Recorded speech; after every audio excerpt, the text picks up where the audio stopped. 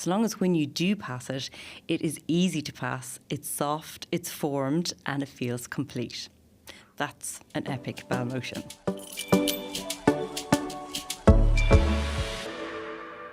Welcome to Real Health with me, Karl Henry. Folks, before we get into it, if you want a chance of winning a €500 one for all voucher, and who doesn't, head to www.mypodcastfeedback.com. Pop in the code HEALTH and fill out the short survey, and you can be in with a chance to win a €500 one for all voucher. I might even do it myself after this episode. Constipation and excess bloating can affect all of us, though it is a real taboo subject in Ireland. Even recording this episode, our whole production team are mortified at the topic that we're going to cover. How do we find relief when we're stocked up and backed up? Why are we so afraid of discussing poo? Well, in her new book, Why You Can't Go, gut health specialist, author and dietitian at Dublin's Blackrock Clinic, Lorraine Cooney delves into constipation, poo and lots more that affect our digestive issues in Ireland. Lorraine, welcome to the show. How are you? I'm great. Thanks for having me, Karl. You're not embarrassed by this topic at all, which is brilliant. Not at all. This is my daily speak. Folks, you're going to walk into bookstores all around the country over the course of the next couple of weeks, and you're going to see Why You Can't Go with a flush toilet handle on the cover. It's a brilliant cover. Yeah, I love it. It's fantastic. So let's start with the tabooness of poo and gut health and all of that. As a nation, we're mortified by it. Yeah, I think it's very true. There are so many people with gut symptoms who will suffer in silence because it's such an embarrassing topic culturally, the idea of it, the notion of it. So I have found in my clinic, lots of people will struggle to come and speak about it freely or struggle to go and speak to their GP that they're having issues with their bowel. So it's not a great idea that this taboo hangs around, the stigma attached to it. So one of the reasons why I want to write this book is to address that. And it's a universal thing that we all do move our bowels and try to poo if you're constipated. So I hope that this book will be helpful from that regard. Do you think we're getting any better at talking about things like this? Like I'd say when we do corporate lectures, we talk about urine and like around dehydration and hydration levels and how do you check for it. And like the whole room just goes puce. They just can't deal with the word, although they're getting slightly better. From what you're seeing in practice, do you think that we are getting a little better, or is still very stigmatised?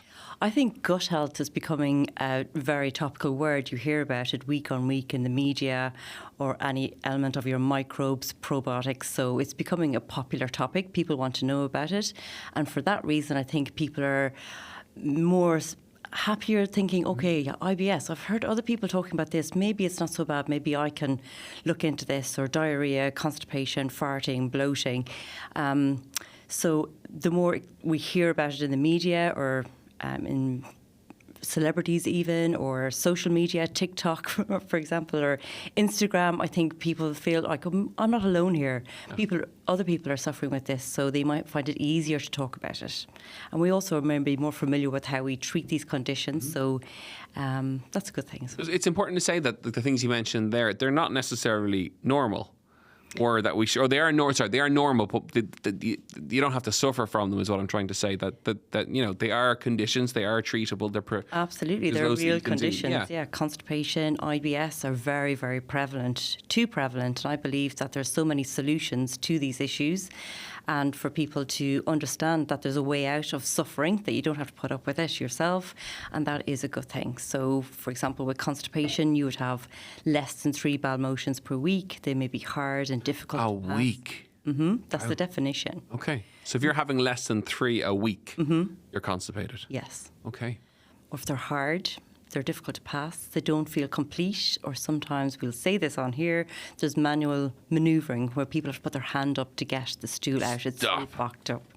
Really? Is that a thing?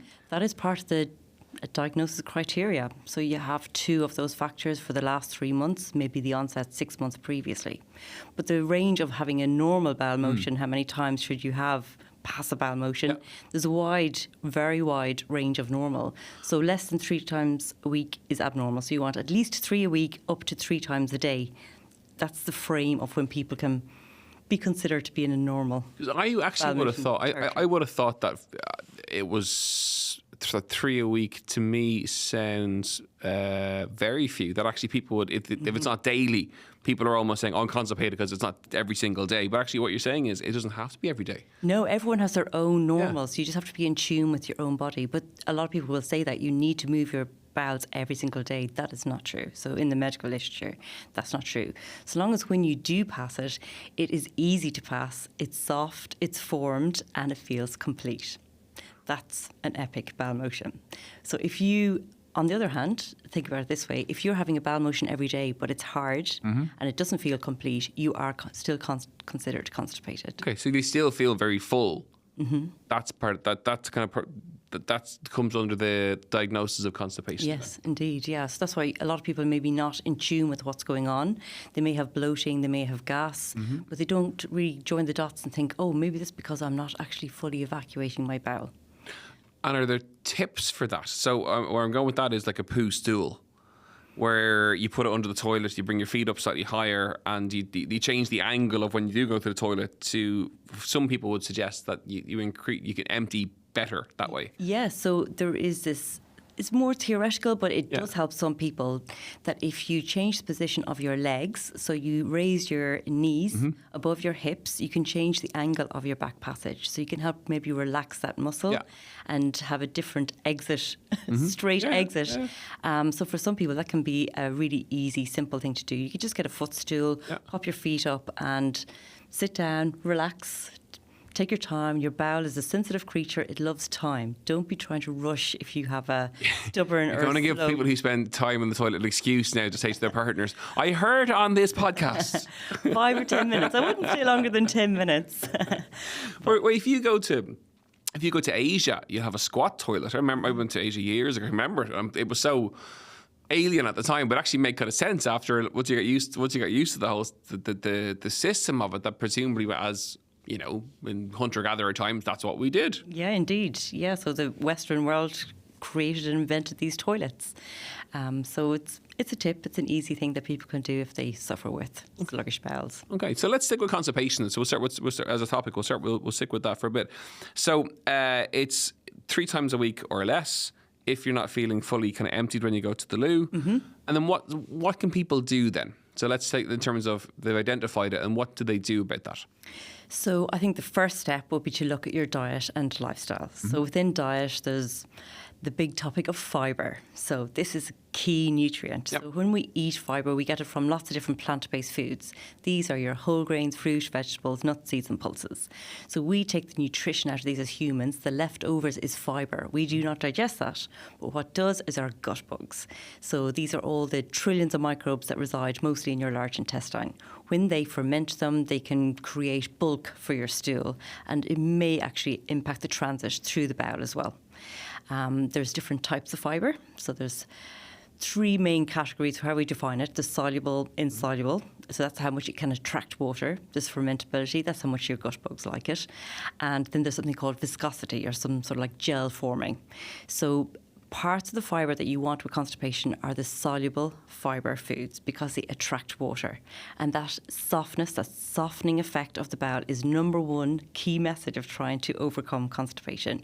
More soluble fibre foods.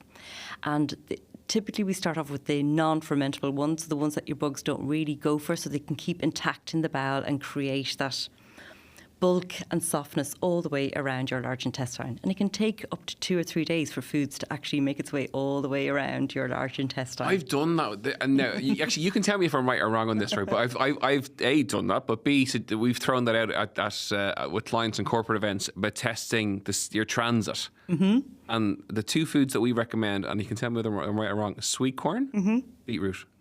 Yep, you can definitely use sweet corn, because the kernels, don't digest that outer layer, so you can see it. So if you have some sweet corn and you keep looking at what you deliver into the toilet bowl, and every day you have a look, if you see some kernels, then that's the length of time it took for all of this to move through your digestive system. Okay, cool, good. Fibre. Let's put it back to fibre. Sorry, as you can tell, I'm intrigued by this topic. I find it really interesting. So fibre. What kind of fibre should people, in terms of how does that look in terms of people's diets? What foods contain the right kind of fibres? So with these soluble fibre foods, I would say there's some foods that are created more equal than others, and the ones we have more research on are some particular fruits like kiwis, mango, prunes, figs, some vegetables, maybe sweet potato and kale, and then we've got some whole grains like your oat bran and oats, and then some seeds like linseeds and chia seeds. Yeah. So they're I would say, the primary foods that can help people create that softness in the stool and get an easier exit strategy. And on the sweet potato, is the benefit in the skin, or does it matter? You're going to get more bang for your buck if you include the skin, for sure. Okay. And then talk to me about fluid then and constipation. What about There's fluid? not a lot of evidence actually with fluid and hydration and constipation, but we know there's an association between being dehydrated and increased risk of being constipated. So if you're not a good water drinker, that may be one of the reasons why you're constipated. Overhydrating, so I often meet people who come to my clinic and they'll be drinking 3 or 4 litres of water throughout the day in the quest for constipation relief. That doesn't really help people. Okay. But what seems to be important is that fibre and fluid are the perfect duo. They work in synergy with each other. So if you're increasing fibre, you should have adequate fluid. And those together might be the solution that you're looking for. And there's no real accurate estimation of how much water everyone should drink every day, but somewhere between 6 and 8 glasses of water. Try not to have all your fluid from caffeinated drinks or juice, for example. Well, what about caffeine? What about caffeine then? This is interesting, yeah. And constipation. So caffeine in coffee has been mostly studied, but we don't know if it's the caffeine component of coffee that helps people move their bowels.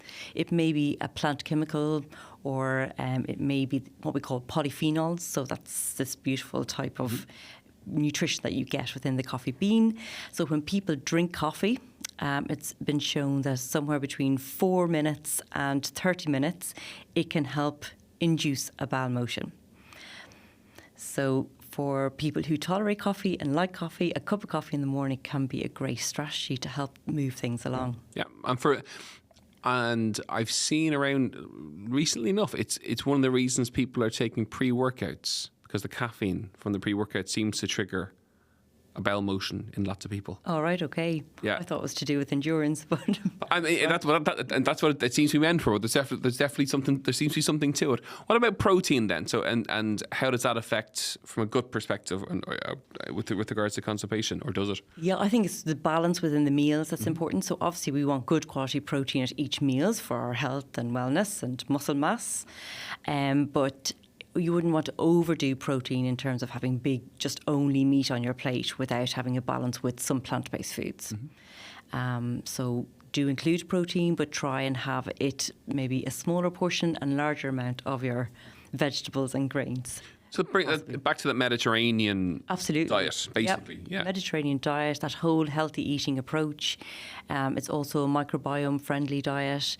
The base are all your plant-based foods, and we feel that the more people go towards this, the better their gut health will be, and hopefully the also added benefit of having more soft and easy to pass stools.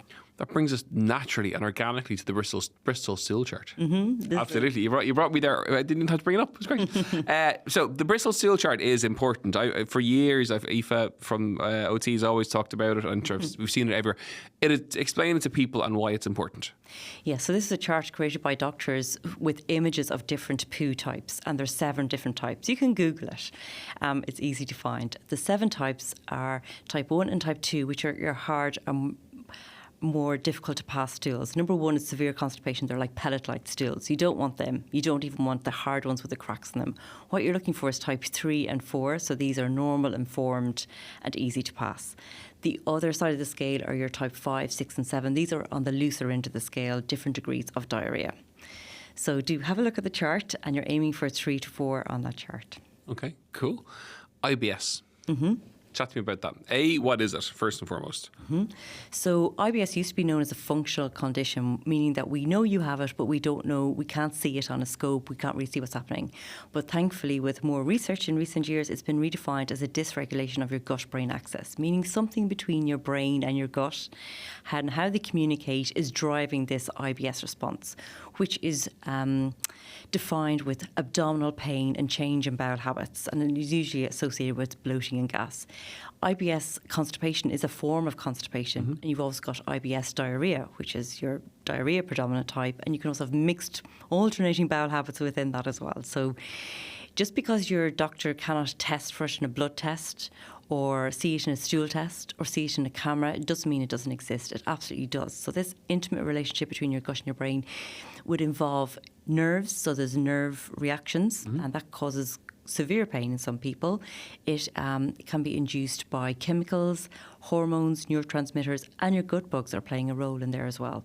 So we don't really know what it is, but we know what's involved, and we sometimes don't even know the cause, but maybe for the listeners, we know that there's lots of effective solutions that we can help people overcome their IBS symptoms these days. And is there an IBS link with female health in terms of time of the month or menopausal health? Yeah. Does it vary depending on time of the month? I would say hormones are involved for sure, but it's in early days in that sort of science category. But a lot of my clients would find that their IBS symptoms are worse during the time of their menstrual cycle. Okay, so a lot of it's getting to know your body, your reactions, and how you react to. Oh yeah, I couldn't agree more, because everyone is so different. That's with constipation, IBS. Everyone is so different, and the solutions are different for everybody. So if you can spend a bit of time getting to know your body, what you eat, the symptoms you're having, your eating behaviour, your stress, your sleep, supplements you take, what's working, what's not working, and you can help see the bigger picture and hopefully join the dots. Because once you know your condition and you know of all the solutions available, you're better able to choose what's going to work for you. And for those listening in who have IBS, and if they go to see you in clinic, what do you say from a treatment perspective? What do you do? So I will look at their history with their disease or this condition and understand how it's impacting their life, which can be pretty cruel and not fun at all. A symptom profile to see what kind of symptoms they're really dealing with and their bowel habit. Then I will look at in detail at their diet in terms of fibre, fat, fluids, caffeine, alcohol, relationship with food and meal pattern, and then lifestyle factors like sleep and stress and activity. Then we try and create a plan for that. Okay, so it's a full profile. I love that. That's really good. It's not just the food you're eating, it's the sleep, your stress response, your stress levels generally. It's that gut-brain axis. Yeah, it's so much bigger than just food. But if somebody gets IBS or has been diagnosed or think they have it, they will generally just jump onto the internet and find that, I should start restricting my diet. I fully don't agree with that. There's so much you can do before you start restricting. Which is FODMAP.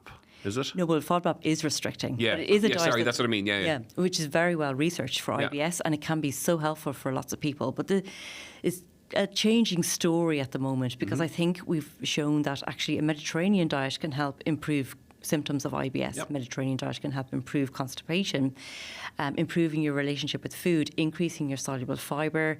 They can all help improve symptoms over and above restricting.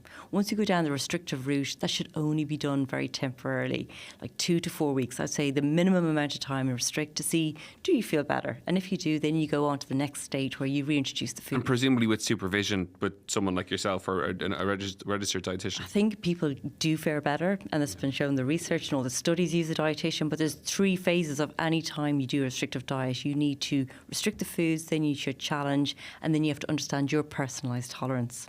So there's a bit of work actually involved. These diets aren't easy. They take a lot of time and commitment, and nowadays we use sort of gentle versions, more so in clinic, where you sort of identify the main possible culprits, take them out and see do people respond, and so far the data is very promising for that. And you mentioned there that around restrictive diets. So say when people do go on diets that are quite restrictive, not necessarily FODMAP, but just generally, there's always some flashy diet each year of whatever. There is an impact on gut health from those diets, isn't there? And the restriction in food, maybe quantity, or also obviously nutrients, where they drop their carbohydrate intake or whatever and up their protein intake. There is an impact on your gut health dramatically. So that carb word, there's a lot of media attention that carbs are evil, but that is not true, because within your carbs, the whole grains, fruit, vegetables, you get your fibre. Without your fibre, you're not going to feed your gut bugs. So if you don't feed them, it's potential to have an imbalance of gut microbes, and that can have negative effects on your gut.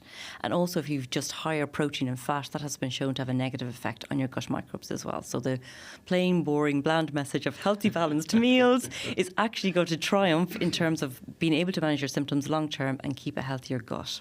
Yeah, and the more people we have on, similar to yourself, that it's time and time again they're saying the same stuff, which is great, because it's coming from research, from registered dietitians and people in that field around the Mediterranean diet. This is where we have to go if you want to be healthier from a gut perspective and all of that. And it's not bland. It can be if you only like certain vegetables, but it does force you to increase your veg intake. You look for other vegetables, like different types of lettuce or whatever. I would see that myself at home in terms of how we eat. We certainly have more of that on the plate now. And each time we do the food shop, you look for something just to sex it up a little bit, just to put something different on the plate. Yeah. So, and that is important, isn't it? It's that 30 foods a week concept, which I'm not sure anyone ever hits, by the way. 30 is such a big number, it scares people. And I wouldn't get caught up on the numbers. It's more looking at your diet and seeing, do you always eat the same breakfast, lunch and dinner? That's not what we think is important. It seems to be the variety, or the buzzword is diversity, of plant-based foods. So it's not just vegetables, but your fruit and your whole grains, but also nuts and seeds. So there are two groups with lots of different varieties of foods that you can choose and divvy up throughout the week. And you've also got your pulses. Herbs and spices even play a little bit of a role. But what has been shown is that more variety of plant-based foods in your diet would maybe align with more diversity of gut microbes. These are guys that produce chemicals that are metabolites that are helpful, have anti-inflammatory effects. They chat with your brain, they chat with your heart, your kidney, and they obviously play a role in motility in your gut. Chat to me around bowel retraining.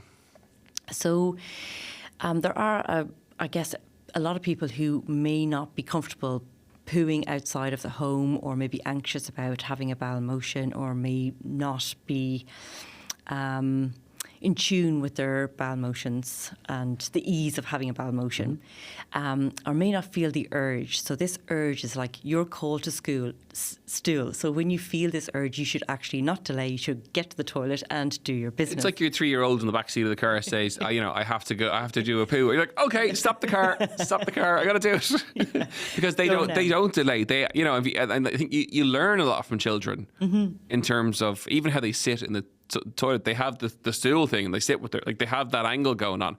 But also, if they do that in the backseat, how you stop the car, there's no time to waste. Yeah, so because we live in such frantic lives and we're very busy, a lot of people can go and say, I'll just do that later, and you don't get the urge again. Yeah.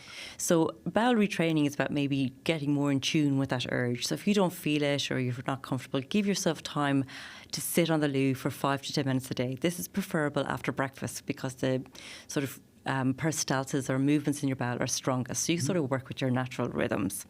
So sitting there, not really doing much, maybe taking some nice deep breaths and relaxing, it can maybe give the impression or signal to your bowel that you want it to move, even if it's not forthcoming. So you can do that for a while, and you may also get exercises from a pelvic floor physio to sort of strengthen that pelvic floor. Learn your deep breathing technique. There's something in the book called diaphragmatic breathing that can be really helpful, along with sitting on the loo. That can be such a great thing to do that's often overlooked in terms of helping manage constipation. Geez, we're going down very interesting avenues. So it's almost meditative, is what you're saying, that when you do go into... So let's take that a step further. So the toilet should be a calm space. Absolutely. It should be a relaxing space. And when you go in there in terms of retraining and trying to honour the feeling of when you need to go to the toilet, it's about centering your day a little bit and bringing your stress levels down. And by doing that, the brain talks to the tummy and says, right, let's go. Yeah, you can relax those muscles and help evacuate. And nobody's looking, so you're just sitting there by yourself. Maybe the kids, but who knows? You can have the footstool, and there's a few other tips and tricks that you can use as well. Sometimes rocking back and forth, again, nobody's looking. Or I think the breathing is actually really helpful, that diaphragmatic breathing, because sometimes you may be unconsciously holding and not knowing. So that really entices something called your rest and digest nervous system, which is called your parasympathetic nervous system, which we don't get when we're rushing around. So you're bringing it back into that relaxed state. And when you're relaxed, it also helps your digestive system, because you're hopefully bringing blood supply back and helping motility, helping things go. Dermot Whelan, if you're listening in, I know you listen to the podcast because we had you on loads. You need to do a meditation for pooing to go in tangent with Lorraine's new book, because it'll be really beneficial in terms of just breathing and forcing people to breathe. Final point or question. Just from listening to you chat, and it's been fascinating, it's been really interesting. People can take away the fact that we all kind of have a poo rhythm, and we need to kind of learn what it is and honour it and go with it, is what you're saying. And by doing that, we know we will have better gut health. Yeah, you will. And recognise what's not normal. So understand what constipation is. If you've got a lot of gas and bloating and you think you need to just restrict your diet, you need to take a step back and maybe understand what's driving or bloating and wind or gas, for example, and then understand what your normal is. Don't compare it to anybody else. If it's within the wide range, then you're good to go. If you don't have gut symptoms, you're good to go. And increasing your plant-based foods can help with constipation, but it's the longer game as well to help improve your gut health. I think Stay well, as well as your mental health. a lot of people will be relieved to hear that constipation is it's 3 a week. Is what you're saying. Yeah, a minimum. And that, I think people will get a, because there is, I think across social media, there's almost, it has to be daily. And you're saying, no, it doesn't. It could be every 2 days. It could be every 2 days. If that's your rhythm, that's cool. But also that it should be complete Yes. and soft and Yes. formed. Yeah. So there's not just one attribute, it's this whole understanding of what constipation is. Folks, off the back of this episode, go out and buy Lorraine's book. She's wonderful. We had her on the show about 4 or 5 years ago, I think, when a long time ago now at this stage, and her content was brilliant, and it's got even more brilliant with time.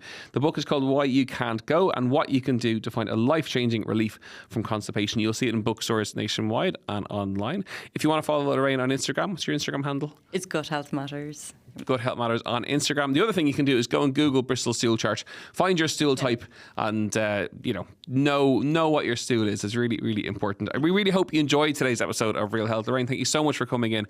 A fascinating episode with really interesting content. That's what we try to do here on the show. We try to do different things that no one else talks about, that we're very, very happy to talk about. Have a wonderful week. Get the Bristol stool chart. Know your stool for next week. And as ever, you know where we are at Karl Henry PT on Instagram.